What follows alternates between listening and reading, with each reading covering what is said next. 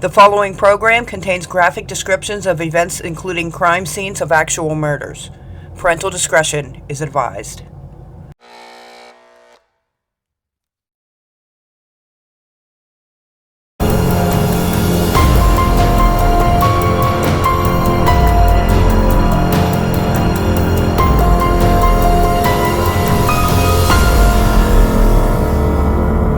We're helping families by shining a light on their most important stories. Everybody loves a good murder mystery, where there's little evidence, and despite the lack of leads for the detectives, at the end of the day, they solve the crime. Unfortunately, this case is not one of them.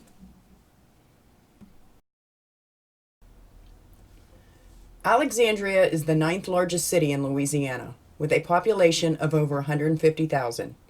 It lays on the south bank of the Red River.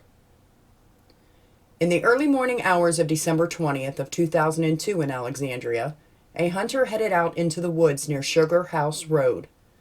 It was there he found 2 bodies. They were believed to be that of a man and a woman. The bodies, however, were so badly decomposed, it was way too difficult to tell. They also determined that the bodies have been in the woods for at least a month or more. Detective Sergeant Leach immediately suspected foul play. The bodies were then sent to Shreveport for the autopsies. Investigators had to wait until they were complete to make a positive identification. From the beginning, authorities were working with very little information. The bodies were so badly decomposed, not only could they not identify them, but they could not even come up with a cause of death. They also didn't know if this was the actual crime scene, or if the bodies were just dumped there. The bodies were identified as Roderick Collins and Rebecca Miller. Rebecca Miller lived in Ball, Louisiana.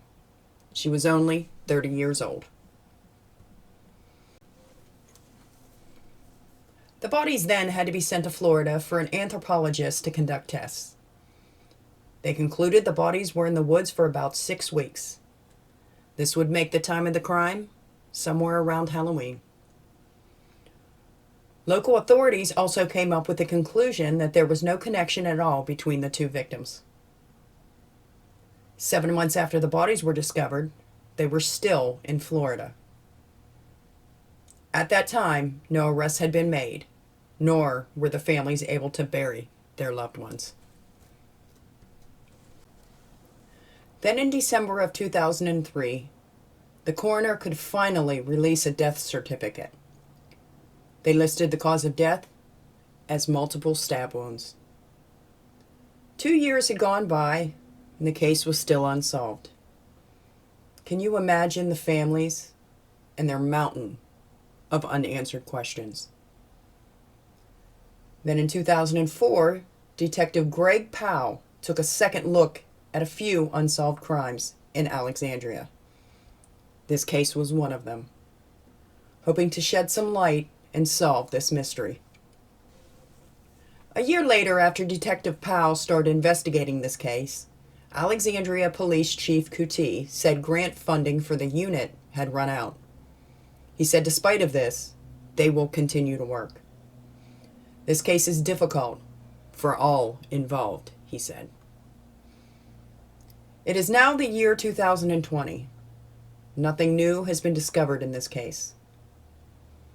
Authorities working with almost no evidence, no results from DNA, and not even knowing exactly what happened or why. Today, they are at a standstill. The saddest part of this case is that today, these families still have questions, and someone needs to give them answers.